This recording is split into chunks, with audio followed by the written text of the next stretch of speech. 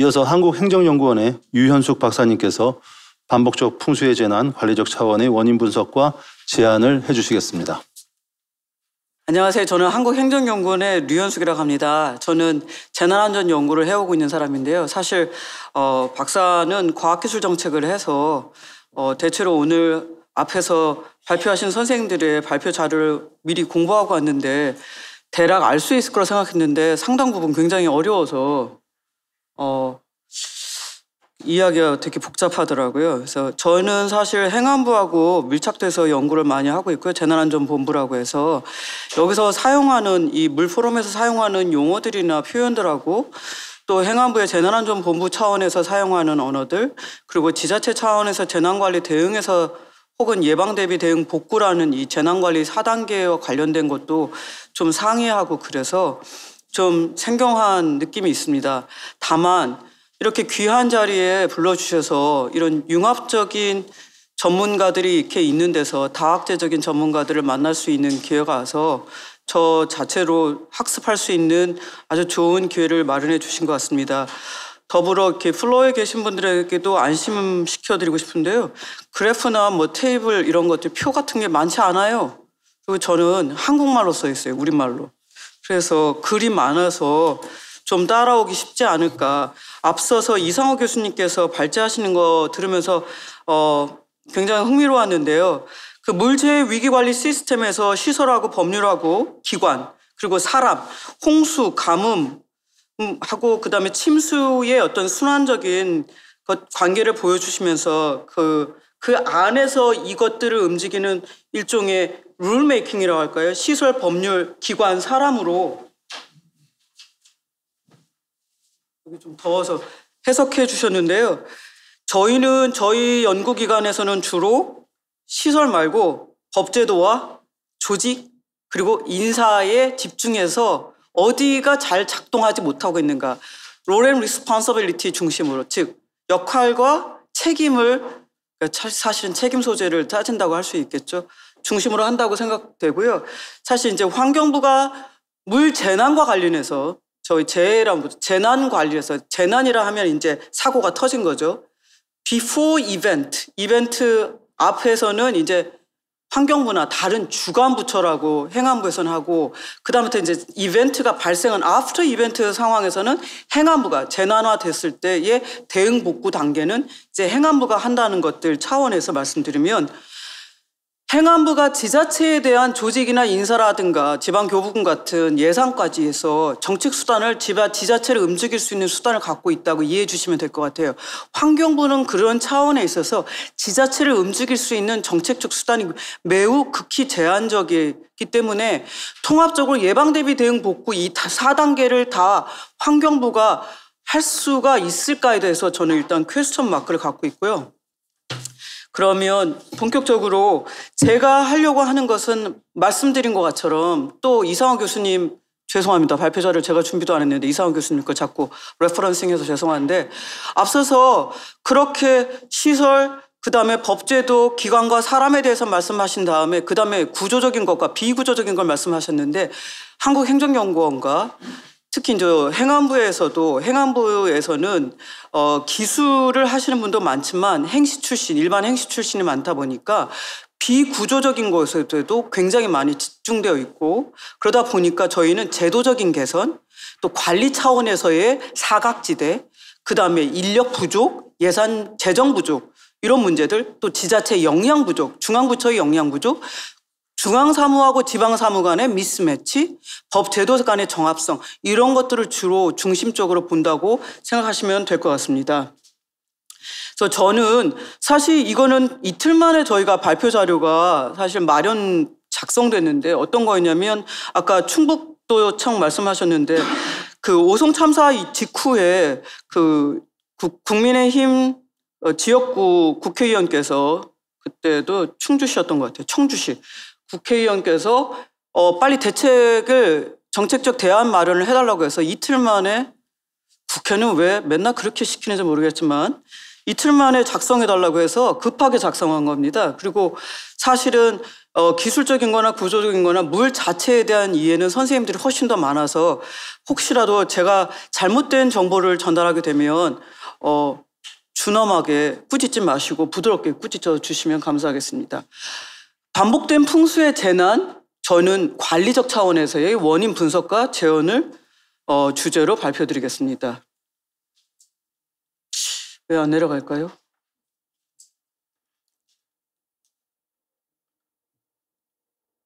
예. 지난 10년간의 재난, 이 풍수의 재난의 이제 현황하고 특징을 살펴봤는데요. 사실 최근 10년간의 이제 연도별 태풍이나 호우로 인한 피해를 보면 2012년 태풍 볼라벤 산바로 인한 피해하고 2020년 115년 만에 기록적 폭우로 인한 피해가 가장 큰 피해로 나타났습니다. 시도별 피해를 봤을 때 호우는 충북, 여기는 또 충북 걸려있죠. 전남 경기 순이었고 태풍은 전남, 경북, 경남 순으로 피해가 높게 나타났습니다. 그리고 주로 남태평양에서 북상하는 태풍 경로, 중부 지역에 위치하는 장마 전선 등 우리나라에서 발생하는 수해 피해는 대부분 기후 조건의 특성에 따라서 피해 지역이 어느 정도 특정화되는 것을 알 수 있겠습니다. 저희가 주로 관심 있는 건 재산 피해보다는 더 인명 피해가 더 관심 많은데요. 인명 피해의 경우에는 태풍 볼라벤 이후에는 이제 줄어드는 양상을 보이다가 최근에 아까 이상 기후, 집중 호우락, 극한 강우 이 영향으로 해서 피해가 다시 증가하는 영상을 보였고 이거는 비단 한국에 우리나라에 국한된 게 아니라 세계적인 형태라고 볼 수 있겠습니다. 그리고 2022년 집중호우 당시에는 사망 실종자가 44명으로 최근 10년간 최대 피해를 기록했습니다. 시도별로는 경기도, 경상북도에서 가장 많은 인명피해가 발생한 것으로 나왔습니다. 침수 흔적 지도에 대해서는 선생님들 더 잘 아시겠지만 우리나라는 이게 수계, 강하고 하천을 따라서 피해가 발생할 수를 알 수 있고요. 2023년도 7월 16일 오송 지하 차도 침수 사고가 발생한 미호천의 경우에는 이미 2017년 집중호우 당시에도 하천 범람이 발생한 지역이라서 여기서 특징적으로 알 수 있는 것은 동일한 지역에 반복적으로 우리나라는 풍수해가 발생한다는 아주 명확한 특징이 있음에도 불구하고 거기에 대해서 대책이 이루어지고 있지 못하다는 것입니다. 여기서 보시면 제가 이제 선생님들 앞서 발제하신 선생님들 자료를 봤는데 이 물 관리만 해도 엄청난 기관과 주체하고 그다음에 관련된 계획들이 많더라고요. 우리나라의 그 법정 계획이 한 500몇 개에서 700여 개 아무도 몰라요. 우리나라의 그 온 지식이라는 사이트에서 봤는데 법정 계획만 해도 한 600개 이상 되는 것 같고 행정계획은 그보다 훨씬 많아서 우리나라는 계획은 엄청 많이 세우는데 계획을 위한 계획을 많이 세우고 아까도 어떤 선생님께서 말씀하신 것처럼 계획 간의 연계성이나 정합성이 없고 수직적인 정합성과 그다음에 수평적인 정합성도 없는 걸로 알려져 있습니다. 홍수 위험 구역이나 지구 관리를 보면 침수 피해 위험 지구 선정은 행정안전부가 하고 있습니다. 자연재해 대책법에 따라서. 근데 홍수 범람 위험 구역은 환경부가 하고 있습니다. 근데 미호천은 이 위험지구나 이 피해 침수 위험 구역에서 살짝 비껴나가 있습니다. 그러니까 어쩌면 이 지점에서 드는 궁금증은 침수 피해 위험지구나 홍수 범람 위험 구역을 우리가 너무 보수적으로 설정하고 있지 않는가 하는 것들이 의문시 될 수 있을 것 같습니다. 그래서 수해 발생의 현황 및 특징이고요. 이 지도는 선생님들이 더 잘 아실 것 같아서요. 아까도 어떤 분이 그 홍수 위험 지도라든가 이런 매핑 같은 거를 제대로 예측 지도 같은 걸 활용해야 된다고 하는데 사실은 그것들이 현재는 제대로 이루고 있지 않다고 볼 수 있겠습니다. 이 극한 강우라든가 이상 기후라든가 이게 기후 재난이라는 것은 이제 미래 재난이 아니라 이제 현재 재난인데요. 해외에서도 사실은 미국, 일본, 이번에 보시면 미국 같은 경우도 굉장한 피해를 보고 있죠. 주요국에서 수해의 규모, 강도 이런 것들이 커지고 있고 또 사방시설 확충 같은 것 이런 구조적 조치 위에도 사실은 행태 변화, 규제 등 아까 두 번째 발표해 주신 우리 선생님께서도 백경근 선생님께서 말씀하셨지만 보험 같은 것들 정책적인 어떤 정책 보험을 확대하는 것들에 대해서 말씀 주셨는데요. 그래서 비구조적인 대책도 마련하고 있다고 볼 수 있겠습니다. 어마어마하게 2012년부터 2022년도까지 극한 홍수 피해가 있었던 걸로 볼 수 있습니다.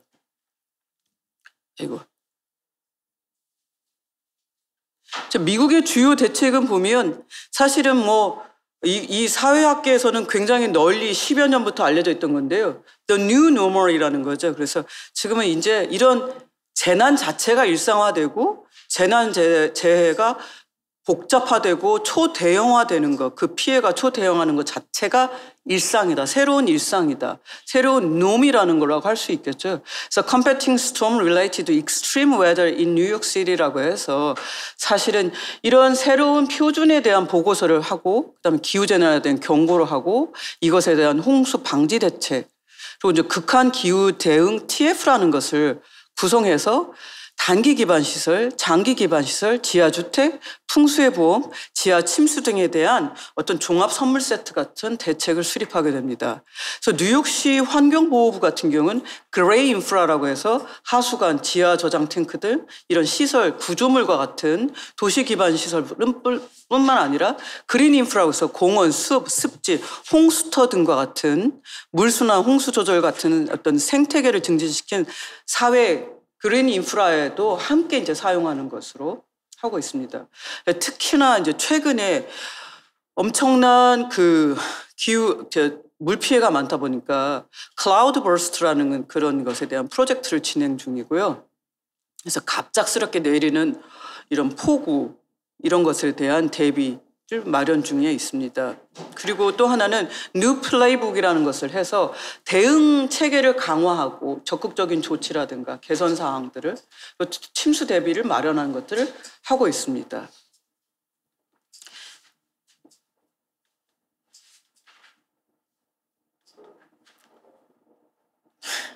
일본 같은 경우도 사실은 도쿄도의 방제 가이드북이라고 해서 굉장히 이제 비구조적인 형태로 인해서 갑작스럽게 단시간에 폭우가 쏟아졌을 때 그때는 사실은 일본 같은 경우는 자조 기능 같은 것들 되게 지금도 재난 대응 정책의 그 원칙, 철학으로 삼고 있는데 지자체라든가 행정기관의 상호 협력을 통해서 인명 피해를 최소화하는 것을 할 수 있는데요. 특히나 이제 상습적인 풍수의 피해 지역에 일제 귀가 곤란자를 어떻게 대비시키고 분산으로 피해시키는지 이런 것들에서 조례를 제정했습니다. 그래서 동시간대에 귀가를 억제한다든가 임시 체류시설을 확보한다든가 귀가 지원을 하는 것들 굉장히 비구조적인 대책을 만들고 있고요. 우리나라도 2022년 서울시 폭우 당시 강남 일대 상습적 침수 지역인데요. 도로 침수가 돼서 이제 교통이 마비됨에 따라서 직장인들이 몰렸을 때 이 교통 체증을 분산화하는 어떤 비구조적인 대책이 필요하다는 거. 그다음에 이제 귀가가 곤란한 사람에 대한 유사한 대책을 일본 사례를 통해서 벤치마크 해볼 필요가 있겠다 싶습니다. 또 하나 이제 독일 사례가 굉장히 재밌는데요. 2003년도에 이미 엘베강이 이제 뚝이 붕괴해서 심각한 수해 피해가 있어서 보험 가입 의무화를 정책을 강제화하려고 했는데 사실 우리나라 코비드-19 통해서도 그 과정에서 보면 우리나라 사람들은 공공의 생명과 안전을 위해서라서 개인정보를 얼마만큼 제공하겠냐 하면 우리나라는 87%, 90%예요. 유럽 국가들은 27%, 30%예요. 테러가 아니면 아주 나의 개인에 대한 임박한 테러가 아니면 내 개인정보를 공유할 수가 없다고 하거든요. 그래서 그런지 몰라도 보험 가입 의무화 등을 법제 강제적으로 하려고 했으나 이제 무산되고 또다시 2015년 청원을 통해서 기후위기 피해 의무화 이제 보험 의무화를 도입했는데 이것도 좀 실패하고요. 그러다가 2021년 이제 100년 만에 기록적 홍수 피해로 극심한 재정 적자를 겪고 난 후에 사실은 이제 법무부 장관 회의에서 기후 위기 보험 의무화 그것도 이제 기본권을 침해하지 않는 범위 내에서 이제 자발적인 개인의 자유권을 침해하지 않는 것에서 이 동제도를 도입하기 시작했습니다. 우리나라에서도 더 잘 아시겠지만 아까 홍수보험 말씀하셨는데 풍수의 정책보험이 도입돼서 보험료 70%를 국가가 혹은 또 지자체에서 보조하고 있고 국민이 굉장히 저렴한 보험료를 감당하고 있습니다.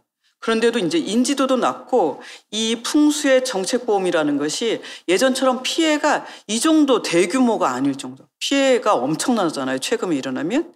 근데 뭐 이제 반파, 소파 막 이런 식인 거죠. 그래서 피해 커버리지, 보험의 커버리지가 낮다 보니까 사실은 가입률이 좀 저조한 형태죠. 그래서 자연재해 위험 개선지구 등의 이제 풍수의 피해가 이제 취약한 지구나 지역을 중심으로 우선적으로 의무 가입을 권고하는 것 혹은 강제하는 것을 고민해 볼 필요가 있겠다 싶습니다. 자, 하천 관리 차원에서 봤을 때 이제 어디에서 관리의 사각지대가 발생하느냐 보면요. 하천 정비 사업의 효과성, 적절성을 검토하는 것들, 그런 프로세스가 부재한다고 볼 수가 있겠습니다. 하천 정비 사업에 지방 하천 사업 같은 경우는 연간 한 60억 규모의 예산이 투입되는데 특히나 이제 2020년 재정 분권에 일어나려 지자체를 모두 이양화됐습니다. 그럼에도 불구하고 사실은 사업의 효과성이라든가 사업 추진 및 관리 체계의 적절성에 대해서는 검토가 이루지 않고 일단은 지자체로 이양시키는 것, 그 지자체로 돈을 이양했다는 것은 책임을 그쪽으로도 넘기는 그런 효과가 히든 사이에서 숨겨진 사이들이 있을 수 있겠죠. 그래서 기술적 측면을 강조하는 접근법에서 관리 체계하고 연계가 미흡하다고 볼 수 있겠습니다. 하천 정비를 토목 시설적 관점에 초점을 두고 추진해서 관리 체계상의 어떤 중앙, 지방 협업 혹은 인근 지역과 협업, 사실은 지자체 내에서도 도로 관리하는 사람 따로 있고 하천 관리하는 사람 따로 있어요. 실제로 이번 오송 지하도 그 침수 사건 같은 경우에도 그 이벤트 때도 보면 하천 관리자는 그 다음 날이나 이거를 알았다고 하니까요. 사실은 도로 침수로만 이해했다는 걸로 볼 수가 있겠습니다. 그래서 사실은 지자체 내부적으로도 물 관리하는 사람, 하천 관리하는 사람, 도로 관리하는 사람, 또 건축 관리하는 사람, 교통 관리 다 소통하지 않는다는 걸 말씀드릴 수가 있겠습니다. 그리고 기본적으로 하천 시설을 정비하는 것이 필요하지만 이제 지역적 여건들을 고려한 종합적이고 상황에 맞는 정책을 추진하는 체계, 앞서 말씀드린 것처럼 저희는 사람과 기관과 그 기관 간의 협업이라고 쓴 거버넌스에 관심을 두기 때문에 그런 거버넌스 체계 같은 것들이 미흡하다고 할 수 있겠습니다. 특히 하천 관련 소관 주체 간의 또 정책 연계도 부재한데요. 친수, 이수, 치수 등의 관리 목적에 따라서 소관부서가 다르고 아까 그건 충분히 우리 매핑을 해주신 것 같아요. 두 번째 발제해주신 교수님께서. 그러다 보니까 종합계획으로 제시하는 정책 연계가 부재하고요. 사실은 이거는 뭐 물관리 계획뿐만 아니라 국가안전관리계획이라는 범정부, 우리나라에서 가장 최상의 계획이나 국가안전관리계획이라는 것이 재난안전기본법에 의해서 국가안전관리계획이고 모든 부처와 모든 부처에서 하고 있는 안전재난이라는 타이틀을 단 계획들이 다 했는데 이것들도 사실은 연계되어 있지 않고 굉장히 분산적이라고 볼 수가 있겠습니다. 그래서 환경업무소관의 부서, 수자원관리소관부서, 재난관리소관부서가 각각 하천 등 물관리에 연관되어 있는데 각각 보는 하나의 강, 물인데도 불구하고 보는 지점이 다르다는 거죠. 관리하는 지점이 다르고.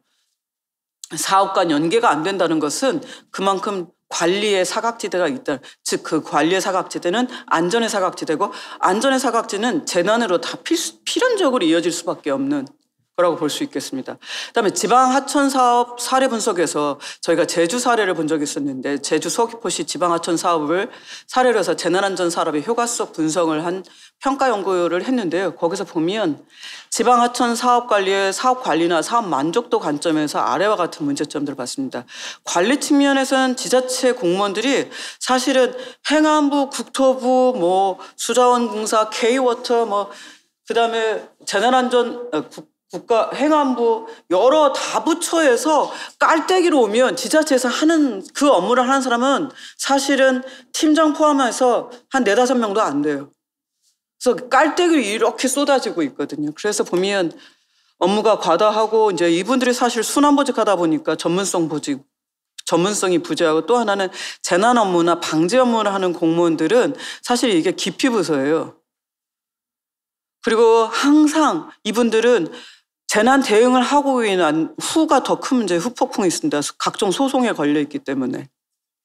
그다음에 사업관리 같은 경우 부처 간 칸막이로 한 종합계획의 수립의 어려움, 앞서 말씀드린 거. 그다음에 해당 사업 구간의 이해관계자 중심으로 주민 수렴이 이루어지는 문제들. 그다음에 유지관리 비용은 지자체 자체 예산으로 재난관리기금 등으로 충당하지만 사업 완료 구간이 증가할수록 유지관리 비용이 증대하는 문제가 있습니다. 사업 만족도 같은 경우 하류지역 피해, 용천수 고갈, 지하수 함양 등 유역 단위 대응 필요성이 제기되고 있고 그 밖에도 하천 활용도라든가 유지관리 측면에서의 만족도도 굉장히 낮은 것으로 나타났습니다. 뭐 더 잘 아시겠죠? 2018년도에 낙동강 패널 91년도 낙동강 패널 사태를 통해서 한 27년간의 해묵은 환경부와 국토부 간에 이어져 있던 것들이 환경부로 물 관리가 일원화됐습니다. 사실 중앙부처 단위에서 자기네끼리 교통정리하고 일원화시켜도 지자체에서 그 변화의 느낌은 1도 없어요. 하던 일 그대로 하는 겁니다.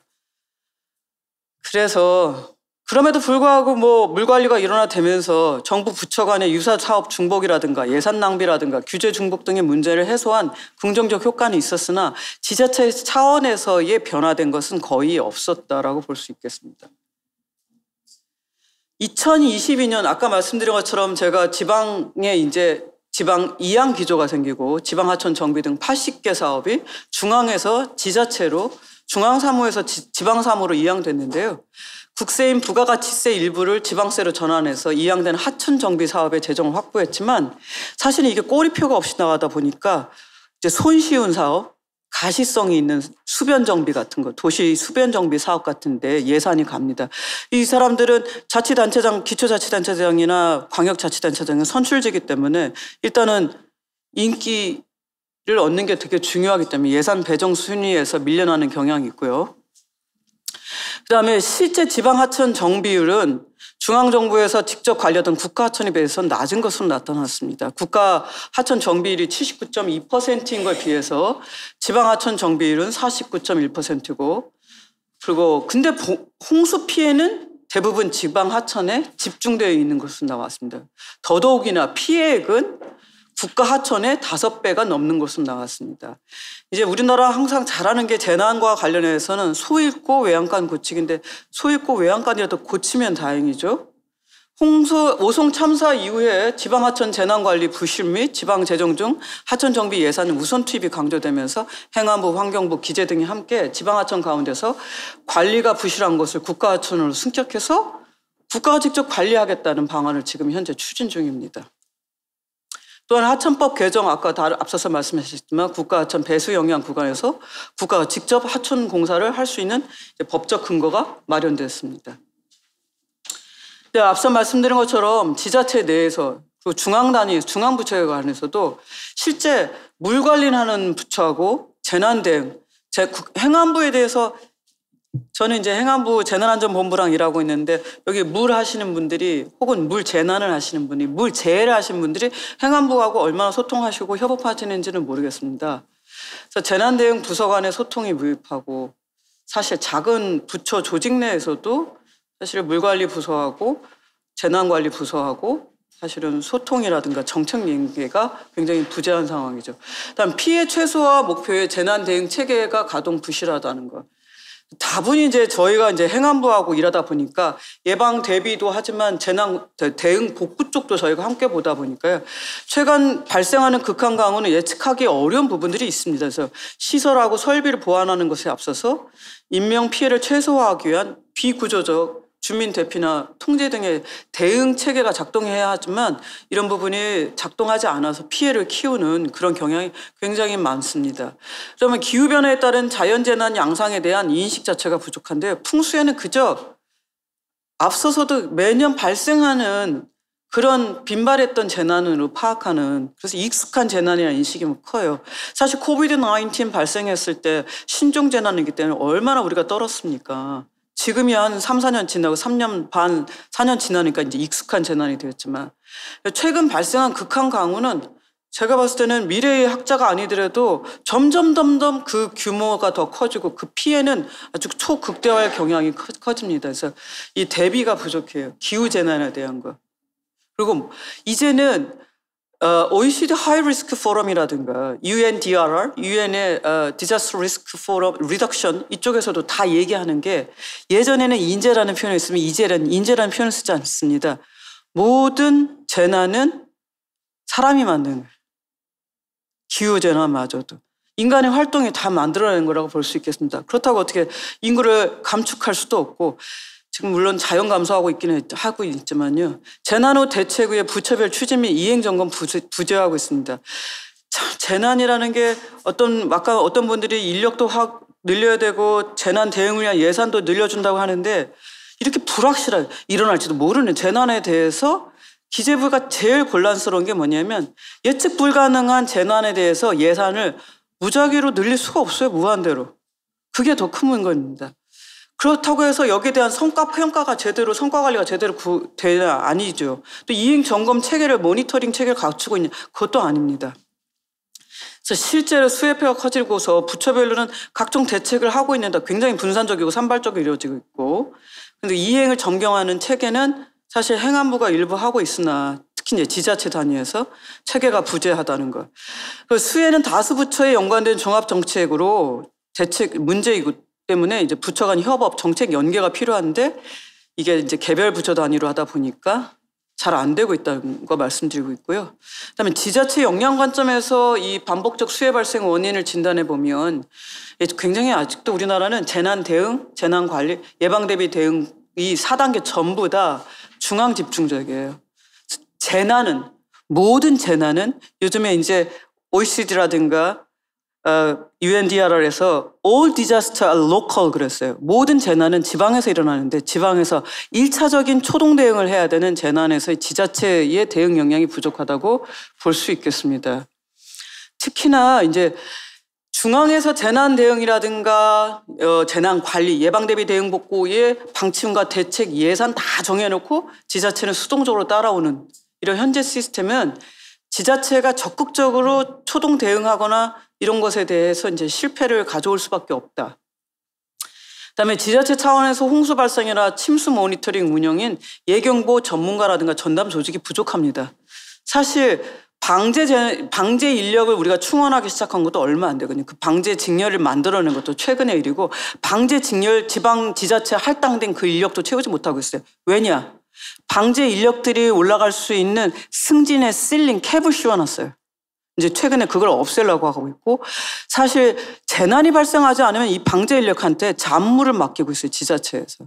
그러다 보니까 방제 인력들의 자기 업무에 대한 만족도가 떨어지다 보니까 사실 이탈률이 굉장히 높아요. 그래서 이제 행안부를 통해서 지자체 합동평가에 이 방제 직렬의 그 업무 모니터링하고 그 유지율, 그러니까 이탈률을 지자체 합동평가에 넣겠다고 해서 이제 아마 다음 해부터 그게 합동평가에 들어갈 것 같습니다. 그다음에 사실 국내외 예경보 업무 같은 경우는 기상청하고 홍수통제소에 의존하고 있는데 지역 맞춤형 예경보 체계가 사실 그것도 굉장히 이상적인 얘기죠. 부재하다는 말씀을 드릴 수 있겠습니다.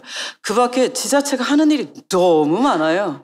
소규모 하천관리, 재난관리 인력이 어떤 인력이 다 뭐해야 되냐면 봄, 가을에 산불 대응하고 여름 호우 대응, 태풍, 가뭄 대응하고 겨울 폭설 대비하고 동시에 이제 재해 사전 대비해야 되고 상황 관리하고 또 피해 조사해야 되고 복구 추진하고요.